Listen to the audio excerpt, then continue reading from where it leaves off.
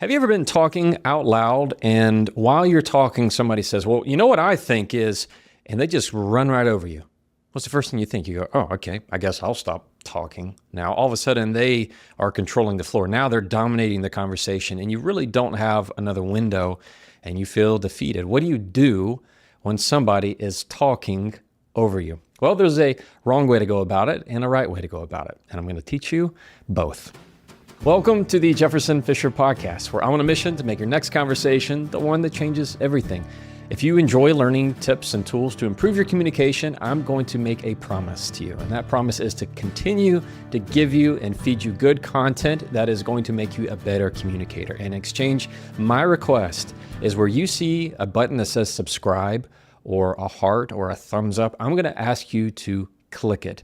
I am going to make you a better communicator. That's my promise. And whenever you click and subscribe, it tells the platform that this is good content. I would be very grateful if you do that. This podcast is brought to you by Cozy Earth. I am in Texas, Southeast Texas to be exact, and it is like a hot swamp down here. It is scorching hot. You go outside and you have sunglasses on, they instantly fog up. That's the kind of level that we're at right now. If there's one thing I don't like, it's to sleep in a hot bed. You get sweaty and it's the worst. If you use sheets, they're on my bed right now, from Cozy Earth, that does not happen. Go to cozyearth.com/Jefferson, use the code Jefferson for 40% off. That's cozyearth.com/Jefferson. Use the code Jefferson for 40% off. They not only have bed sheets, they have towels, they have really comfortable clothes. You need to give them a try. Now, if you listen to the rest of this podcast, you are going to learn exactly how to stop it when somebody tries to dominate the conversation. You ready? The wrong way to go about this is when you start to yell and start to try and get more attention to you. Somebody starts interrupting you, and the first thing you say is, oh, excuse me, am I interrupting you? Or, oh, it's the end of my sentence, interrupt the beginning of yours. That kind of trying to be cute language, that never works. Let me tell you why it doesn't work. Because it makes you look desperate. So whenever somebody is dominating the conversation and interrupts you, the worst thing you can try and do is trying to take it back from them. When you try to out-attention them, that never works. It always puts you in the weaker position. Why? Because it looks like you're grasping for control. That is the wrong way to go about it. Instead, this is what I want you to do when somebody tries to dominate the conversation and talk over you. You ready? Number one, I want you to continue talking exactly as you were. Keep the same volume, keep the same tempo, keep the same pace. Keep talking just like you were. Do not stop. So whenever that person at the board meeting and wherever you are, they start to try and catch in, and try and talk over you. Oh, I think, well, what about, and they try and talk over you. Keep talking exactly where you are.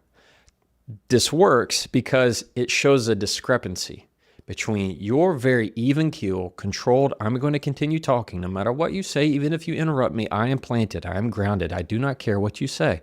Whenever you keep that same plane and they are just, barking way up here, trying to get your attention, trying to get everybody else's attention, it shows that discrepancy of you being very controlled and them trying to grasp for control. They're trying to get that attention from everybody else while you are the one staying calm and controlled. So, number one is continue to talk. Don't stop talking. All right. Number two, what I want you to do is resist the temptation to raise your voice.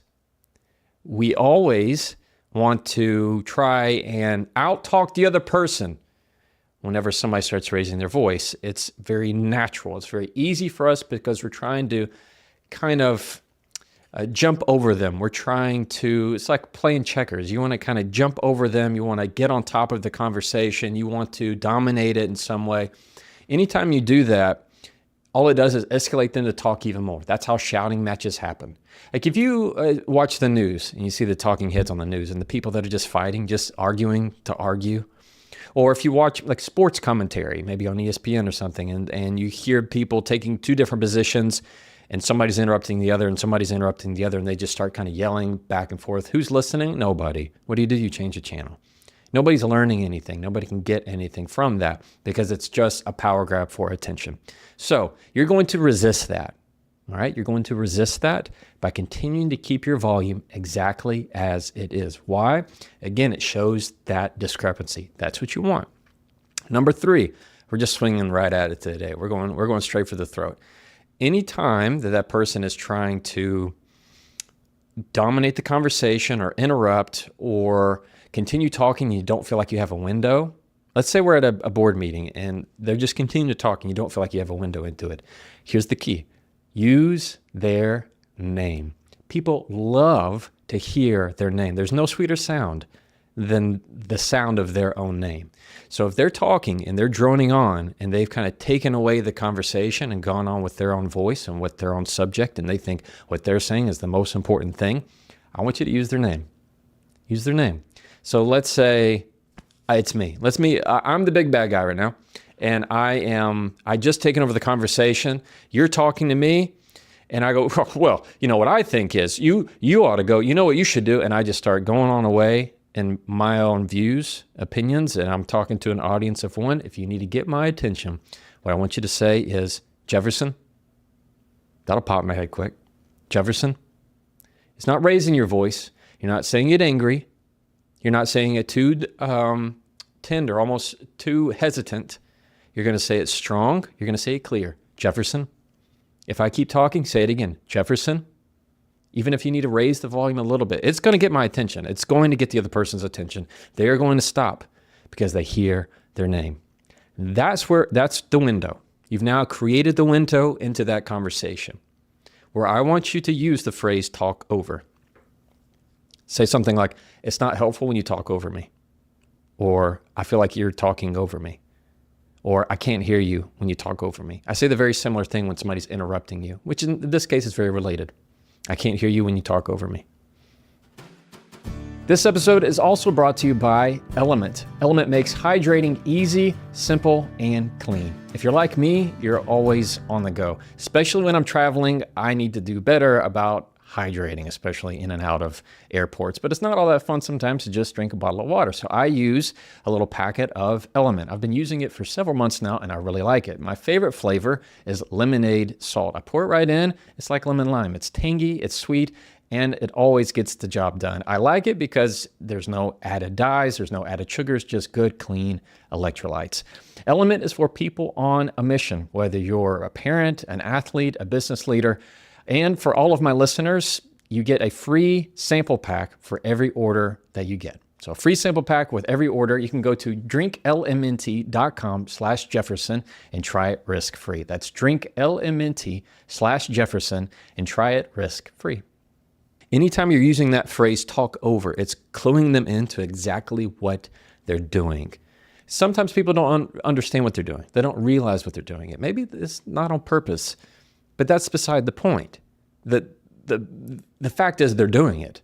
So you have to take action. You can't just be quiet and let them continue to talk and you feel less. Then you feel more dismissed. That kind of behavior is something that you need to catch immediately. You can't let it keep going on. Why? Because you're otherwise establishing a pattern of how they can treat you, how they can talk to you. That it's just a given that your opinion does not matter as much as theirs. But if you catch it, Jefferson, I can't hear you when you talk over me. It's not helpful for you to talk over me. Jefferson, are you interested in my thoughts or do you want to talk over me? It depends how direct you need to be. You're the one who knows the personality of the person that you're dealing with. But that is exactly how I want you to handle when somebody is talking over you. I had something very similar. When I was a young associate at a law firm, there was another associate of mine, and she had great ideas, but she never felt like she could really share them in the meetings that we'd have. And we'd have other associate meetings. There'd be about 8 to 10 of us. And she didn't feel like she could really use her voice that way. She was much more hesitant, but still, she had wonderful ideas. And there are times where I would kind of focus the conversation to tee it up so she could talk. But at the same time, I didn't always want to be the crutch that goes, oh, she'd let me help guide the conversation to her. So I talked to her about it, said, this is what I want you to do. The next time David starts to bounce over onto your conversation, I want you to use his name and watch what happens. Sure enough, while she's given an idea of what she thinks we should try and do for the upcoming year, David immediately kind of goes on the attack. You ever had somebody who, in a meeting, specifically in a group, that just wants to always feel like they can go right for you? They can go right for you every time. That for some reason you're their scapegoat. For some reason you're the outlet for them. That they, as soon as you start talking, boom, there they go. Something about it triggers you. Triggers them. It was the same way in this relationship. And so she started talking, boom, David goes in. And first thing she did was continue to talk exactly how she was.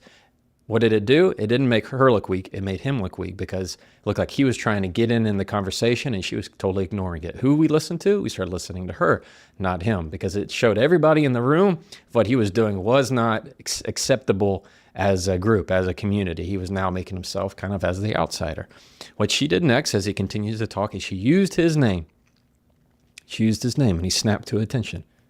David, you're talking over me. That's all she said. You know what he did? Immediately apologized. Why? Because he's looking around and seeing everybody kind of agrees. Nobody was fighting. Nobody was sticking up for him. He's like, oh, you know what? I'm sorry. Go ahead. Never again did he do that. So I want you to really think about this. The next time that somebody is trying to dominate a conversation, somebody's trying to speak over you, number one, what I want you to do is to continue to talk. 2, resist the temptation to raise your voice to out-talk them, because that's a weaker position, ultimately. 3, what I want to make sure that you do is realize the power of somebody's name. So if they keep on talking, use their name. It is going to snap their attention. It's going to make them stop, because they need to hear what comes after their name, why you're using the sweet sound of their name. That's your window to be able to communicate exactly what's happening into action. All right? Sound good? I love this kind of stuff. It's awesome. Quick, to the point. You can do it. I know that you can. Thank you so much for listening to the Jefferson Fisher podcast. If you like episodes like this where you get to improve your communication, I'm going to ask you to please like, follow, or share this podcast wherever you like to listen to podcasts. And if you didn't know, every week I have a newsletter where I give a communication tip once a week right to your inbox, just for me and you. And I love answering those emails. And if you want to continue to improve your communication skills, I have an online membership called the School of Communication, where you're going to be welcome with open arms to continue on in your communication journey. All right. As always, you can try that and follow me.